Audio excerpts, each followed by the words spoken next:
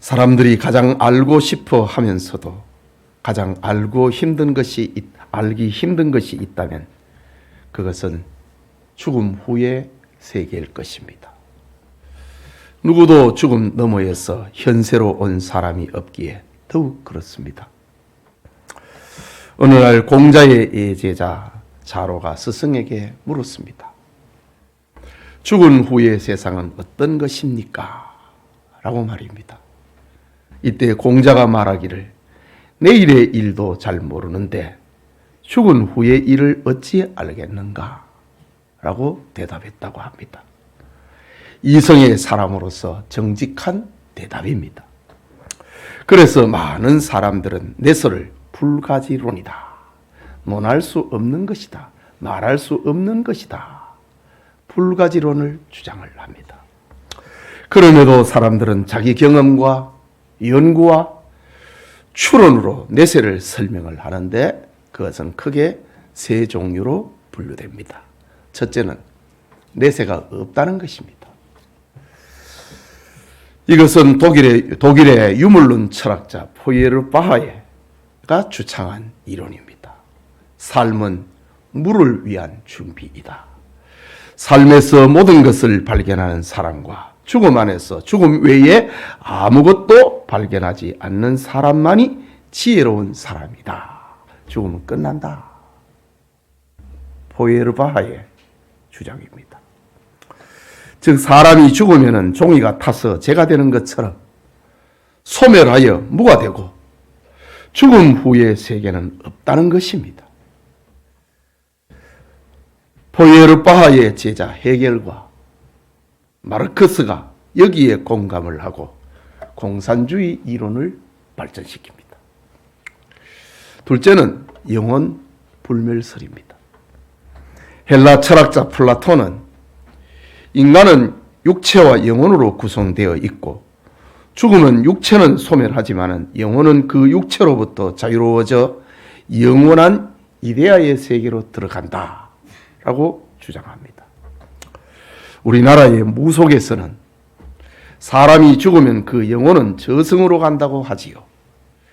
때로는 억울하게 죽은 원혼은 이성을 떠돌며 복수하기 때문에 그 원혼을 달래기 위하여 구슬해야 한다고 합니다. 영혼 불멸설의 한 가지입니다. 이런 주장은 여러 종교, 여러 무속에서 찾아볼 수 있습니다. 셋째는 윤회설입니다. 인도의 정신세계는 사람이 죽으면 현세의 행위에 따라 내세의 다양한 모습으로 다시 태어난다고 합니다. 그것은 이 세상에 태어날 수도 있고 때로는 저 세상에서도 태어날 수 있다고 합니다. 이것은 한 번으로 그치는 것이 아니라 끊임없이 이어져 간다고 합니다. 그래서 윤회, 끊임없이 체인처럼 돌아간다라는 겁니다. 윤회는 힌두교, 자인화교, 불교의 중심 사상입니다. 이처럼 내세가 없다는 것이나 영혼 불멸설이나 윤회설 등은 자율주의 종교와 인본주의 철학을 집약해 놓은 것입니다. 그러면 계시의 종교인 기독교의 대답은 무엇인가? 여러분, 계시 종교와 자율주의 종교하고는 차이점은 자율주의 종교는 전부 다 나로부터, 나의 연구, 나의 추론, 나의 노력으로부터 시작하는 것, 그거 자율주의 종교입니다. 그런데 타율주의 종교는 나로부터 시작하지 않고 하나님으로부터 오는 것입니다. 그래서 기독교를 가리켜 계시, 하나님께서 보여주었다라는 겁니다. 계시 종교인 기독교의 대답은 무엇인가? 오늘 본문은 그 해답을 간단하고 분명하게 들려줍니다. 성경은 내세가 존재하는가 존재하지 않는가 이것을 풀어가는 것이 아니라 내세의 분명한 존재로부터 그 과정과 결과를 들려주고 있습니다. 히브리서 11장 1절과 2절에는 믿음은 바라는 것들의 실상이요 보지 못하는 것들의 증거니 선진들이 이로써 증거를 얻었느니라 고 했습니다. 또 히브리서 11장 16절에는 하나님이 그들의 하나님이라 일컬음 받으심을 부끄러워하지 아니하시고 그들을 위하여 한 성을 예비하셨느니라. 천국을 예비해 놓았다. 하나님께서 알려주고 있습니다. 사람이 연구한 게 아니고 추론한 것도 아니고 하나님께서 알려주셨습니다. 천국이 있다고 말이지요. 즉 내세와 천당은 어떤 연구나 사색의 결과가 아니고 성부 하나님의 계획과 성자 예수님의 속죄 사역과 성령님의 사역으로 우리의 미래가 되는 신비한 선물이라는 것입니다. 내가 아버지께로 다시 가는데 너희 있을 곳을 예비하면 내가 다시 와서 나 있는 곳에 너희도 있게 하리라. 성경은 이렇게 분명하게 들려줍니다. 오늘은 장막집과 영원한 집을 아는 지식이라는 제목으로 고린도후서 강해 계속하고자 합니다. 하나님의 은혜가 우리 가운데 함께 하기를 소원합니다. 자, 장막집과 영원한 집을 아는 지식, 그것은 환난 중에도 낙심하지 않게 하는 지식이다 라는 겁니다. 본문 1절을 봅니다. 만일 땅에 있는 우리의 장막집이 무너지면 하나님께서 지으신 집, 곧 손으로 지은 것이 아니요 하늘에 있는 영원한 집이 우리에게 있는 줄 아느니라고 합니다. 여기 땅에 있는 우리의 장막집은 우리 육신의 몸이나 아니면 이 세상의 거처를 가리킵니다. 특히 장막이라고 하는 헬라말 스케노스는 텐트라고 하는 뜻인데 막대기 몇 개 혹은 말뚝 몇 개만 빼면 풀썩 가라앉는 것이 천막이지요. 즉 사람의 영혼이 머무는 육체나 이 세상의 거처는 이렇게 약하고 한계가 있다는 말입니다. 사도 바울이 육체의 연약과 한계를 천막에 비유하는 것은 아마도 그가 천막을 만드는 일을 했던 경험에서 나온 지혜라고 생각이 됩니다. 바울은 그의 이 랍비 학자의 그 직업 말고 텐트 만드는 일을 했잖아요. 그래서 수없이 텐트를 펴고 펼치고 접고 하는 일을 반복을 했습니다. 우리 육체는 이와 같은 것이다 라고 표현한 것입니다. 중요한 것은 불신자들은 이 육체나 세상 거처를 수백 년 살 것처럼 꾸민다는 것입니다. 때로는 집이 태풍에 날아가거나 지진에 무너지면 문자 그대로 인생이 끝나는 줄로 압니다. 그러나 사도 바울은 신자에게 우리에게는 하늘에 있는 영원한 집이 있다라고 합니다. 그 집의 건축주는 우리 주님이십니다. 내가 너희를 위하여서 있을 곳을 예비한 후에 내가 다시 오겠다고 했지요. 건축주는 주님이십니다. 그것은 하늘에 있는 집입니다. 그것은 영원한 집입니다. 무너지지 아니하는 집입니다. 기쁨의 집입니다. 생명의 집입니다. 영광의 주님이고 주님의 영광이 항상 비치는 영광이 충만한 집입니다. 이것은 이 땅에 있는 우리의 장막집, 우리의 육체와 영혼을 대조하고 있습니다. 땅과 하늘의 집을 대조하고 있습니다. 그림자와 실체를 대조하고 있습니다. 무너질 집과 무너지지 않는 것을 대조하고 있습니다. 이 땅에 있는 텐트는 수명이 있다고요. 그런데 하늘에 있는 집을 가리켜 영원한 집이라고 합니다. 수명이 없다는 말입니다. 상대 세계와 절대 세계의 대조입니다. 이 천당은 착한 사람이 죽으면 가는 곳이 아닙니다. 아무 종교나 믿으면 다 거기서 만나게 된다고 하는 종교 다원주의에서 말하고 있는 그런 천당도 아닙니다. 이 천당은 하나님께 선택되고 예수님을 구주로 믿는 자들만이 가는 곳입니다. 이런 천국을 아는 신자라면 어떤 상황에서도 여유가 있고 낙심하지 않을 것입니다. 그것을 계속해서 다음 구절을 통해서 알려주고 있습니다. 이 장막집과 영원한 집을 아는 지식은 이 세상에서 무슨 일을 만나도 낙심하지 않는다는 것을 2절에서 4절에서 또 다시 말합니다. 봅니다. 참으로 우리가 여기서 탄식하며 하늘로부터 오는 우리 처소를 덧입기를 간절히 사모하노라. 이렇게 입으면 우리가 벗은 자들로 발견되지 않으려 함이라. 참으로 이 장막에 있는 우리가 짐진 것 같이 탄식하는 것은 벗고자 함이 아니요 오히려 덧입고자 함이니 죽을 것이 생명에 삼킨 바 되게 하려 함이라. 말이 조금 어려운 말 같지만 아주 그 어떤 진액을 담고 있는 그런 말씀입니다.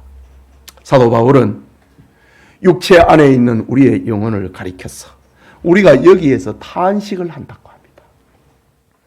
여기 탄식한다 라는 말, 스테나조라는 말은 비명을 지른다, 끙끙 앓는다, 슬픔으로 신음하고 있다는 말입니다. 여러분, 슬픔이 없는 사람이 있습니까? 끙끙 앓지 않는 사람이 있습니까? 비명을 지르지 않는 사람이 있습니까? 모두는 다 우리는 이 육체 안에 있는 동안에 끙끙 앓고 있습니다. 예수님을 믿는 성도라고 해서 세상살이의 고달픔이나 인생의 괴로움과 슬픔에서 면제되는 것이 아니라는 말입니다. 육체를 가진 모든 사람이 그런 것처럼 성도들 역시 인생의 아픔을 맛보면서 사는 것입니다. 우리가 여기 있어 탄식한다 라고 합니다. 바울은 이 사실을 다시 강조를 하는데, 이 장막에 있는 우리가 짐진 것 같이 탄식하는 것은 라고 합니다. 짐을 지고 있는 것처럼 탄식한다고 합니다. 이것은 큰 무게에 짓눌려 있는 상태입니다. 여러분, 뭐가 눌리지 않는 사람이 있습니까? 자식 때문에 눌리고, 형제 때문에 눌리고, 부모 때문에 눌리고, 직장 때문에 눌리고, 건강 때문에 눌리고, 눌리지 않는 사람이 없습니다. 육체 가운데 있는 영혼은 짐진 것처럼 눌려 있습니다. 사람은 누구나 인생고의 중압감에 짓눌려 살고 있습니다. 그래서 어떤 사람은 빨리 벗고 싶다, 그런 말을 하기도 하지요. 하지만 신자는 이런 인생고에 전혀 다른 반응을 보이게 됩니다.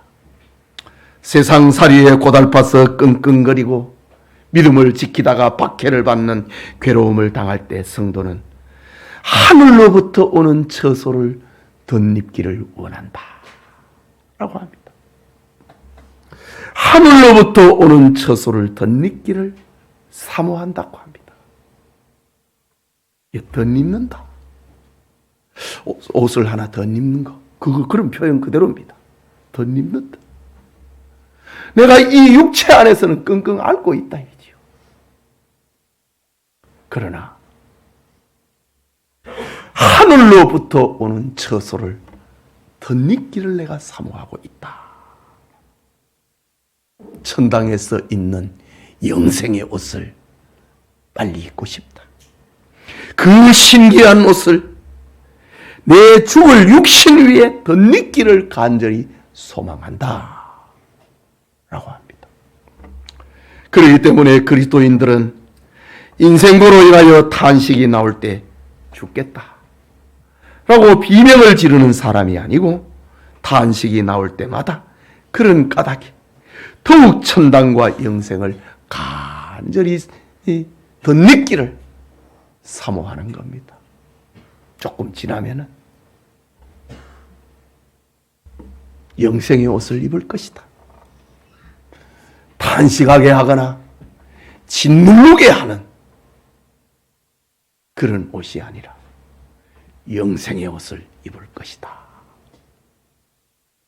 라고 바울은 표현하고 있습니다.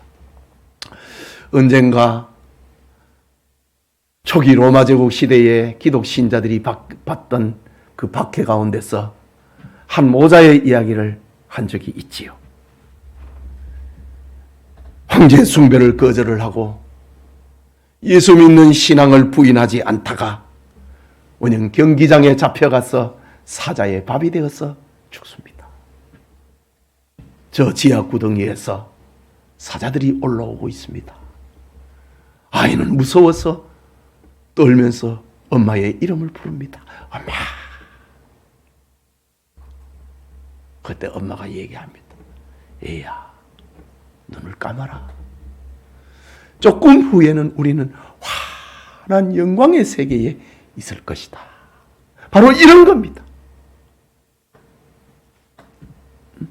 하늘로부터 오는 처소를 덧입기를 간절히 사모한다는 겁니다. 이것이 그리스도인의 삶이라는 겁니다. 그리스도인들은 이런 자세로 천당을 바라보아야 벗은 자들로 발견되지 않는 겁니다.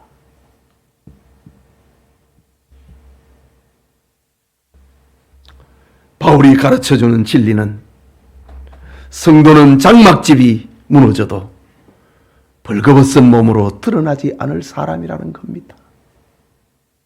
우리는 천당에서 부끄러움을 당하지 않을 것이다. 이 땅에서는 탄식하고 짓누르고 신음하고 중압감 속에서 살지만은 천당에서는 우리는 벗은 몸으로 벌거벗은 몸으로 부끄러움을 당하지는 않을 것이다. 이유는 덧 입을 것이 있기 때문입니다. 그게 뭡니까? 소망입니다. 천당을 바라보는 소망입니다. 성도의 삶은 천당 소망으로 이미 겹겹이 세상에서 입었기 때문에 그 육신을 덮고 있는 것들이 낡아지고 벗겨지고 무너지도 절대로 벗은 자가 되지 않을 것이다. 이것이 바울이 들려주고 있는 천당에서의 새 옷을 덧입는 것입니다. 계속해서 바울은 성도의 미래에 일어날 아주 중요한 것을 또 들려줍니다. 그것은 죽을 것이 생명에 삼킨 바 되게 하려 함이라. 야, 이거는 성령의 역사가 아니면 이런 표현을 할 수가 없습니다. 세상에서는 이런 언어를 찾아낼 수가 없습니다. 죽을 것이 생명에 삼킨 바 되게 하려 함이라. 이것은 무엇에 압도되어 있는 상태입니다. 죽을 것, 육체를 말하는 겁니다. 장막집을 말하는 겁니다. 이 육체, 죽을 것이 사망에게 삼켜지지 아니하고 오히려 생명에게 삼켜지는 기막힌 승리가 성도에게 있다는 겁니다. 불신자들은 죽으면 사망이 그를 삼킵니다. 그러나 신자는 죽으면 생명이 그를 삼킨다고 합니다. 이 얼마나 영광스러운 장면입니까? 신자들은 죽을 때 이 죽을 것이 사망에게 삼켜지는 게 아니고 사망의 몸이지요. 신자들은 이 죽을 것이 육체가 사망에게 삼켜져서 사망의 몸을 입고 영원한 지옥에서 고통을 당하는 것이 아니고 성도는 이 죽을 몸이 생명에게 삼킨 바 되어 부활의 몸을 가지고 생명의 몸을 가지고 영생한다. 이 진리를 들려주고 있습니다. 이거는 계시 종교가 아니면 이런 표현을 할 수가 없는 겁니다. 본문 5절에서 또 말합니다. 곧 이것을 우리에게 이루게 하시려고 보증으로 성령을 우리에게 주신 이는 하나님이시니라. 이것이 옳다. 이 죽을 것이 사망에게 삼켜지지 아니하고 생명에게 삼켜진다. 이것이 옳다. 그것을 보증하시는 이가 성령이라고 합니다. 하나님께서 성령을 보내어서 우리로 하여금 보증하신다 라고 합니다. 하나님께서 성령을 보내신 것은 하나님의 택하신 자에게 예수 그리스도를 구주로 믿어지도록 인도하는데, 성령은 믿음의 최종 결과까지도 보증하신다는 말입니다. 결과까지. 우리가 사망에게 삼켜지지 아니하고 성령에게 삼켜질 그날까지 성령이 우리를 붙들어 주신다. 오늘 성경을 보십시오. 성령을 우리에게 주셨다고 합니다. 우리 이 몸에, 우리 이 육체에 성령을 심었다고 합니다.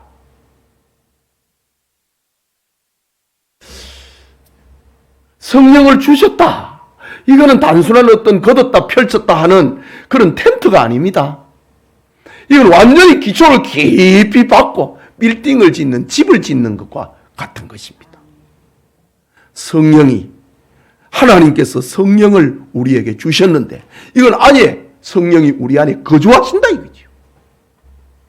그 성령이 우리를, 예수를 믿게 만들고 천당에서 생명에게 우리의 죽을 몸이 삼켜지기까지 우리를 보증하고 계신다 라고 합니다.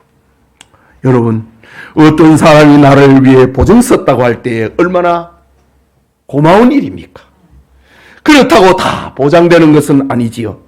누구의 이름의 보증인가? 그것이 진짜 중요한 것입니다. 공신력 있는 사람의 이름으로 보증되어야 그래도 믿을 만한 것입니다. 그런데 오늘 성경은 우리 인생에 성령으로 보증을 쓰셨다.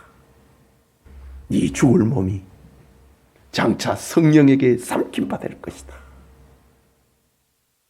성령이 우리를 보증을 썼다고 합니다.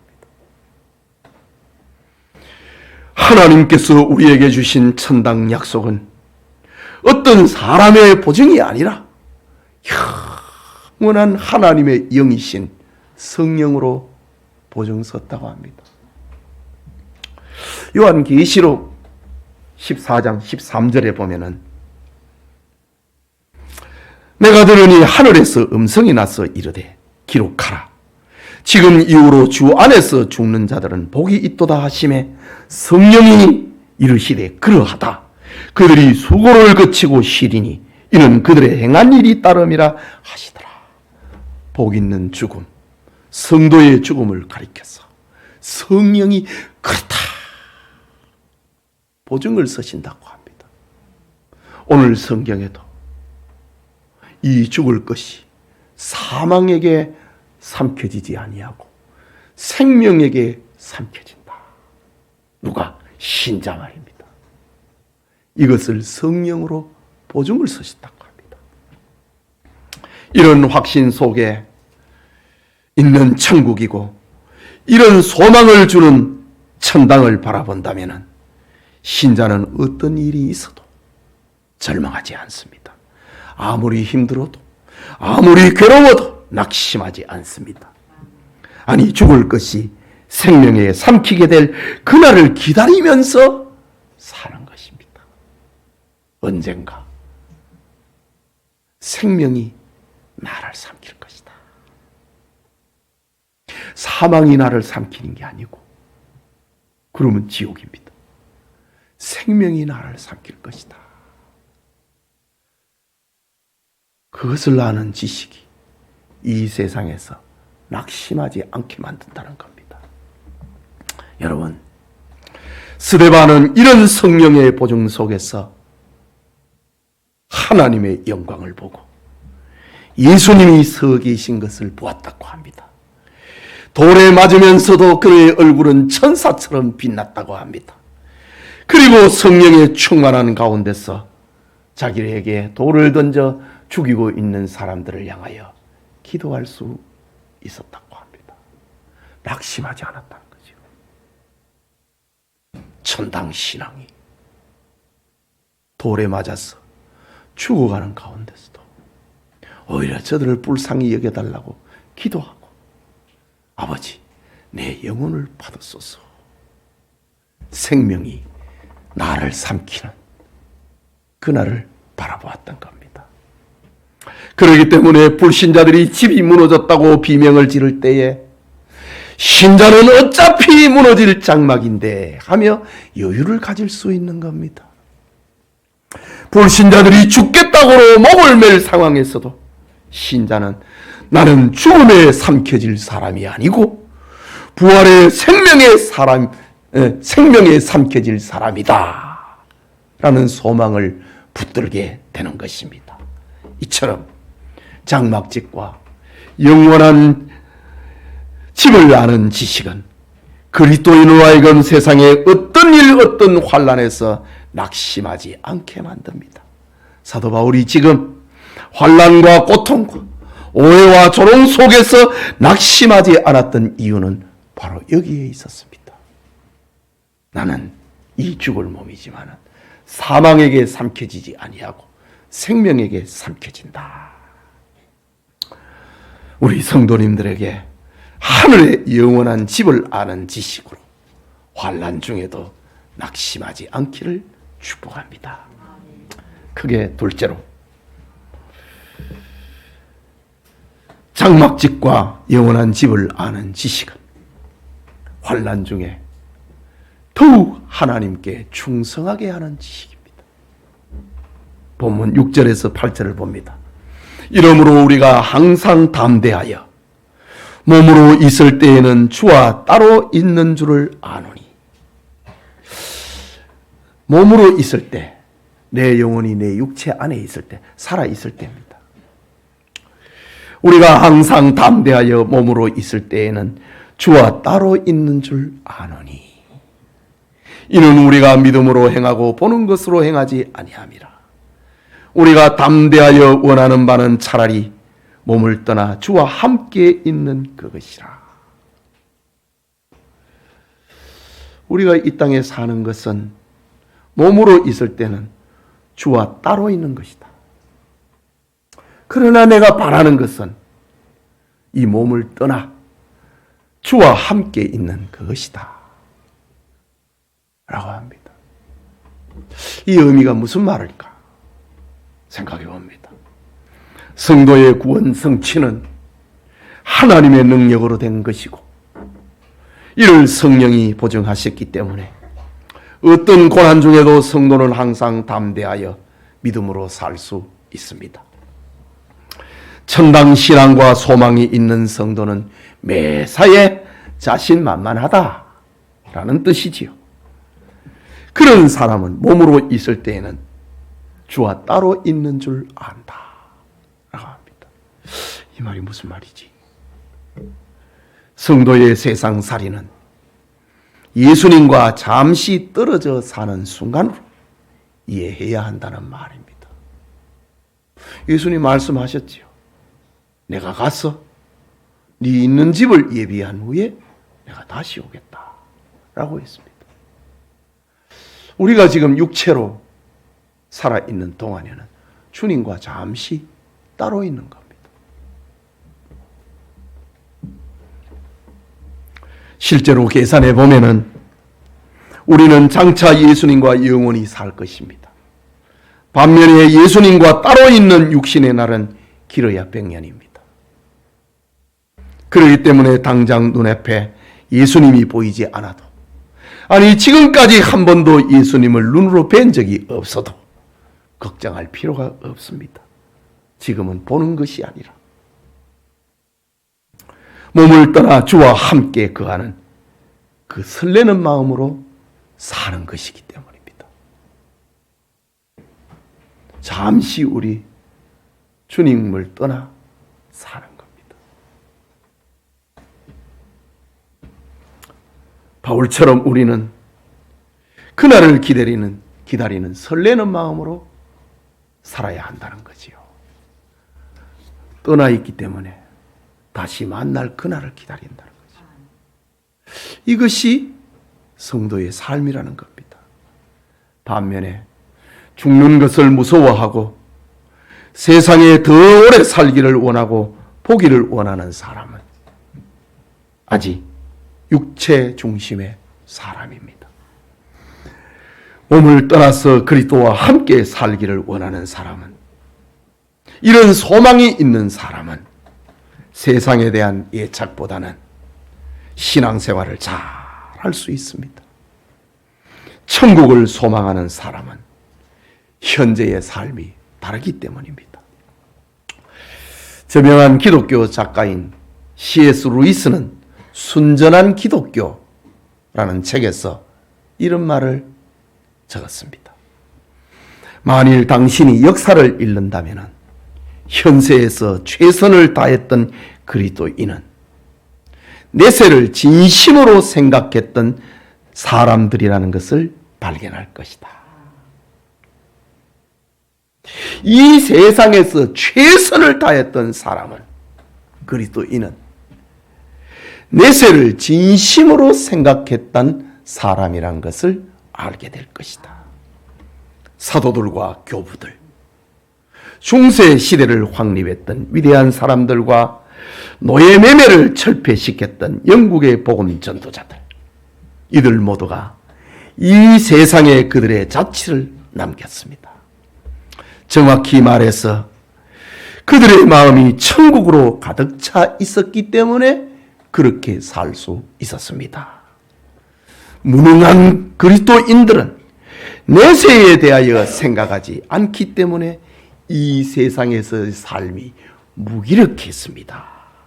천국에 초점을 맞추십시오. 그러면 이 세상은 덤으로 얻을 것입니다. 루이스는 아주 멋진 표현을 이렇게 남겼습니다. 무능한 그리스도인들은 내세를 생각하지 않기 때문에 이 세상에서 무기력하게 살았다 이거지. 그러나 현세에 최선을 다했던 사람은 내세를 진심으로 했기 때문에 그렇게 살 수 있었다. 희생하고 봉사하고 섬기는 삶을 살 수 있었다는 것입니다. 성도의 죽음은 인생의 끝이 아니라 바로 예수 그리스도를 만나는 서국이고 영생의 시작이기 때문에 그날을 준비하면서 현세에서 최선을 다했다는 것입니다. 그런 날을 기다리고 사는 성도의 남은 삶은 어떻게 채워지는 것일까요?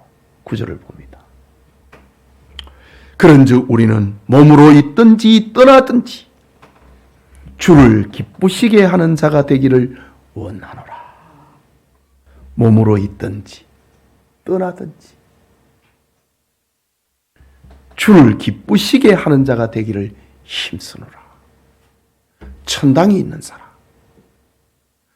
천당을 생각하는 사람, 천국을 집중하고 있는 사람은 몸으로 있든지 떠나든지 주를 기쁘시게 하는 자가 되기를 위해 힘쓴다고 합니다. 여기 몸으로 있든지 떠나든지, 이 말은 수동형입니다. 신자가 아무리 당장 천당 가고 싶어 해도 그것은 자기 뜻대로 되는 것이 아니라는 말이죠. 세상에 거하게 하시든지 곧 떠나게 하시든지 그것은 순전히 하나님의 뜻에 달려 있습니다. 본문에서 바울은 삶의 핵심을 진술하고 있는데 그것은 그의 삶에서 그리스도 중심성을 알려주고 있는 겁니다. 이 몸 안에 거하든지 떠나든지 그 중심이 뭐냐? 그리스도를 기쁘시게 하는 자가 되기를 힘쓰노라. 그리스도 중심성의 삶입니다.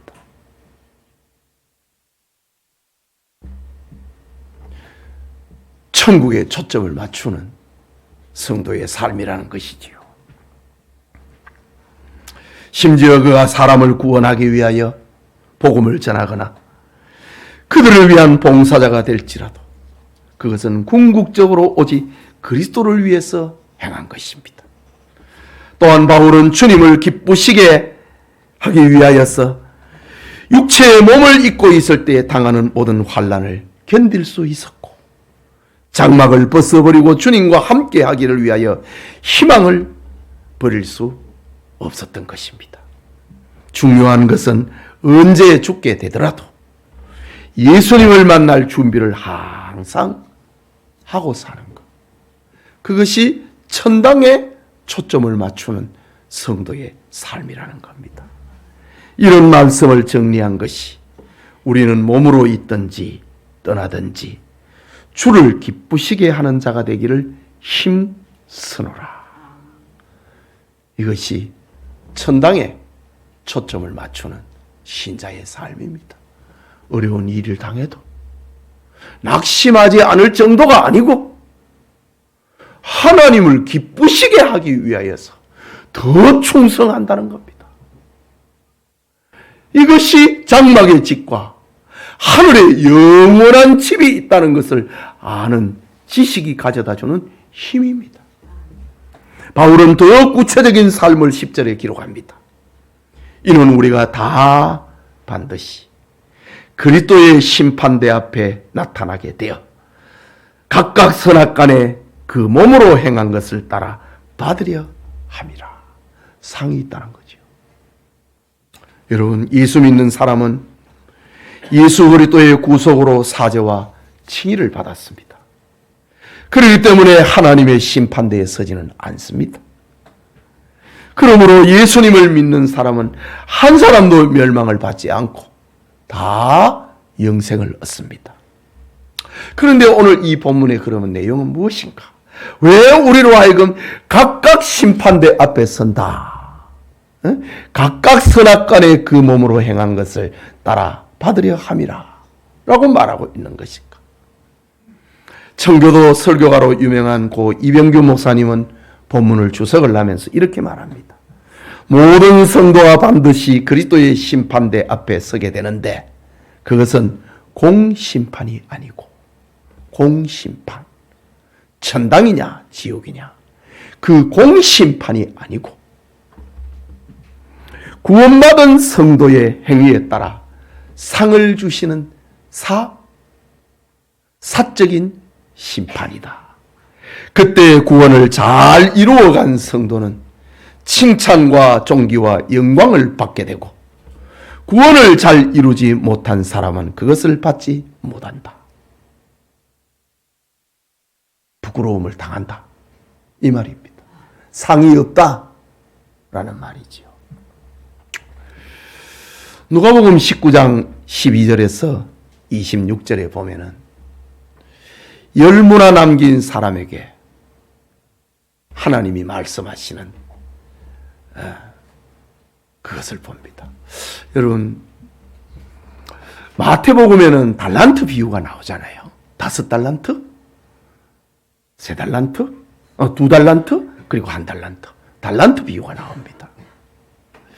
그런데 누가복음에는 10문화에 대한 비유가 나옵니다.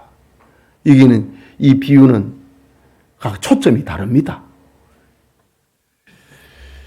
10문화 남긴 사람에게 하나님은 잘하였다고 합니다.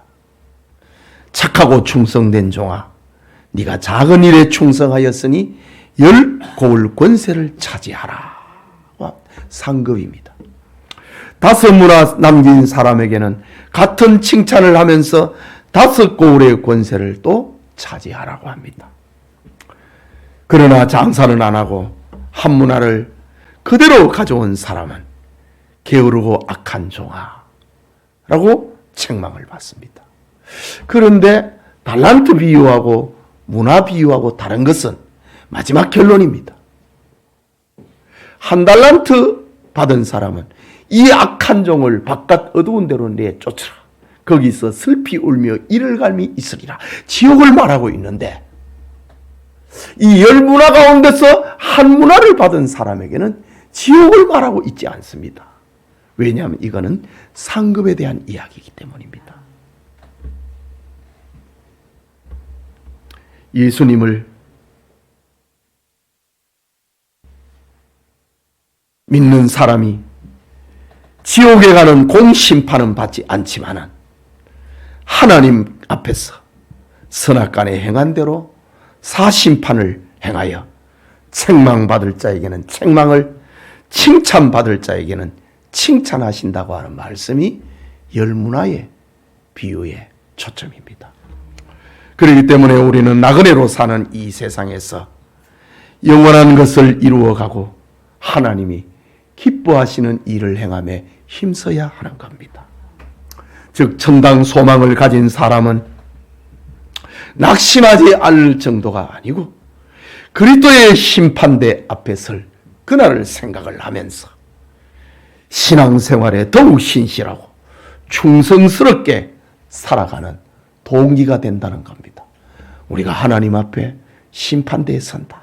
이건 지옥 가느냐 천당 가느냐 그게 아니고 그건 공심판이고, 이병규 목사님의 표현대로 하면 그건 공심판이고, 우리에게는 사심판이 있는데, 그는 상급의 심판이 있는데, 그 심판대가 있다는 것이 우리로 하여금 주님께 다 충성하고 힘쓰게 만드는 동기가 된다고 들려주고 있습니다.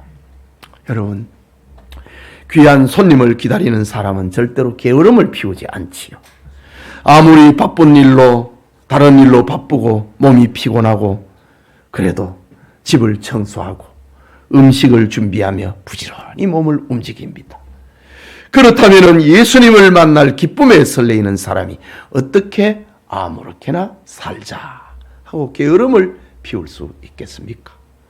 예수님 만남을 준비하는 신자는 무엇이 바빠서, 무엇이 힘들어서 교회에 충성하지 못했습니다.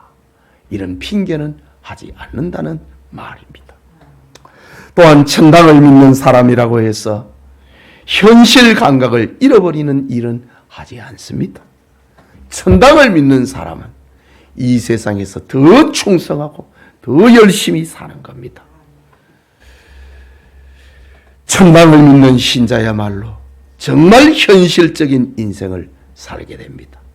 왜냐하면 천국에 들어가면 먼저 예수님의 심판대 앞에 서게 된다는 사실을 알기 때문입니다.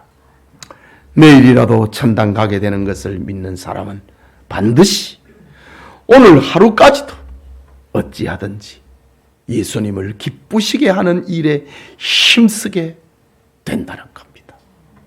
우리는 내일 지구에 종말이 올지라도 나는 오늘 한 그루의 사과나무를 심겠다는 그런 철학자의 말이 아니어도 차원 높은 삶, 주님을 만날 삶을 준비하는 삶을 살아가는 겁니다.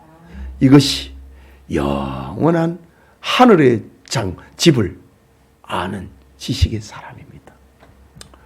예수님 만날 믿음을 가진 신자야말로 이 세상에 남은 인생을 그 누구보다도 알차게, 그리고 어떤 바쁜 일 가운데서도 오직 신실하게, 아무리 어려운 일이 생겨도 끝까지 충성스럽게 사는 겁니다. 사도 바울은 이런 삶의 자세로 고난과 환난, 조롱과 비방 속에서도 고린도 교회에 지금 복음의 편지를 쓰고 있는 것입니다. 주님 만난다. 이 죽을 몸이 생명에 의해서 삼켜질 날이 올 것이다. 나는 생명으로 덧입을 날이 나에게는 찾아온다. 그것을 기다리는 설레는 마음으로 낙심하지 않았고 또 펜을 들어서 고린도에 편지를 쓰는 충성으로 힘을 쓰고 있는 겁니다. 우리도 장막집과 영원한 집을 아는 지식으로 바울처럼 환난 중에 더욱 하나님께 충성하는 성도가 되어야 할 것입니다. 예배드리는 성도님, 그리스도인은 이처럼 소망에 부풀어 사는 사람들입니다. 우리에게는 주 예수 그리스도의 재림이 가까워지고 있기 때문입니다. 그리스도의 재림의 징조와 흔적들은 우리 시대에 가득가득 차고 모아지고 있습니다. 여러분, 우리는 저 스페인 사람 콜럼버스가 아메리카 대륙을 발견한 사실을 알고 있습니다. 그는 1492년 8월 3일 아침 8시에 센트 마리아호, 판타호, 니아나호 세 배에 88명의 선원을 태우고 대서양을 건너갔습니다. 보름이 지나자 선원들은 콜럼버스를 원망하기 시작합니다. 하지만 콜럼버스는 어려운 항해를 독려를 합니다. 그해 10월 11일 철 조각이 붙은 막대기 한 개와 판자 조각 한 개와 나뭇가지 한 개를 바닷물에서 건져냅니다. 그것은 그들에게 소망이 되었습니다. 그것은 육지에 대한 흔적이었기 때문입니다. 그날 밤 10시 콜럼버스는 멀리 있는 곳에서 불빛이 반짝이는 것을 보았습니다.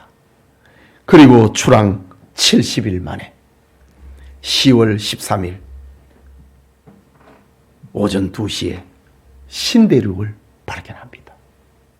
그때 선원들은 콜럼버스 앞에 엎드려 울면서 항해 중에 원망하고 불평한 것에 대해 용서를 빌었다고 합니다. 여러분, 그리스도의 재림과 천국 소망이 있는 사람은 환난 중에 낙심하지 않습니다. 도리어 하나님께 더 충성합니다. 상급이 있기 때문에. 이 죽을 것이 생명으로 덧입혀진다. 그날을 생각을 하며 환난 중에 낙심하지 않고 그리스도의 심판대 앞에 서서 각각 그 행한 대로 상을 받는 그날을 생각하며 주님을 기쁘시게 하기 위하여 더 힘을 쓰게 되는 것입니다. 우리 역시 바울처럼 장막집과 영원한 하늘의 집을 아는 지식을 가지고 모든 근심, 걱정을 떨쳐버리고 예수님을 만날 준비로 더 충성하는 우리 성도님들이 다 되시기를 축복합니다. 우리 같이 말씀을 생각하고 기도합시다. 하늘에 영원한 집이 있다. 우리는 장차 이 죽을 몸이 생명에 의해서 삼켜질 것이다. 그것을 생각하고 우리는 환난 중에도 낙심하지 않는다. 그것뿐만이 아니라 우리는 다 그리스도의 심판대 앞에서 각각 행한 대로 선악간에 심판을 받을 것이다. 상을 받을 것이다. 우리는 공심판이 아니라 사심판을 통하여서 우리는 상을 받을 것이다. 그날을 생각을 하면서 환난 중에 주님을 기쁘시게 하기 위하여서 다 힘을 쓰는 것입니다. 이것이 바울의 삶이었습니다. 하나님, 우리에게도 이런 은혜가 있게 해달라고. 그것은 이 장막집과 하늘에 있는 영원한 장막집에 대한 아는 지식이 우리를 그렇게 만드는 겁니다. 우리 말씀 생각하고 기도합시다. 하나님 아버지, 은혜를 감사합니다. 오늘 장막집과 하늘의 영원한 집을 아는 지식이라는 말씀을 받았습니다. 이 지식이 바울로 하여금 환난 가운데서도 낙심하지 않게 만들었습니다. 이 죽을 것이 사망에게 삼켜지는 것이 아니라 생명에게 삼켜진다고 하는, 그리고 우리는 영원한 옷을 덧입는다고 하는 그것을 생각하며 낙심하지 않았습니다. 그걸로 머무는 것이 아니라 주님 앞에 서서 각각 그 행한 대로 충성한 대로 일한 대로 상을 받는 그날이 있기 때문에 우리는 주를 기쁘시게 하기 위하여 다 충성하고 힘을 쓴다고 했습니다. 바울이 가졌던 그 뜨거운 열정 우리의 것이 되게 하여 주시고, 바울의 삶의 방향과 가치관이 우리의 것이 될 수 있도록 무너질 장막집과 하늘에 있는 영원한 집에 대한 지식을 가지고 세상을 이기는 자로 살게 하여 주시옵소서. 하나님, 주의 말씀을 받았습니다. 낙심하지 않고 더 충성하는, 그래서 주님께서 잘했다, 착하고 충성된 종아, 칭찬받을 수 있는 우리 교우들, 우리 건축위원회 모든 회원들이 되어지도록 은혜 베풀어 주시옵소서. 예수님 이름으로 기도합니다. 아멘.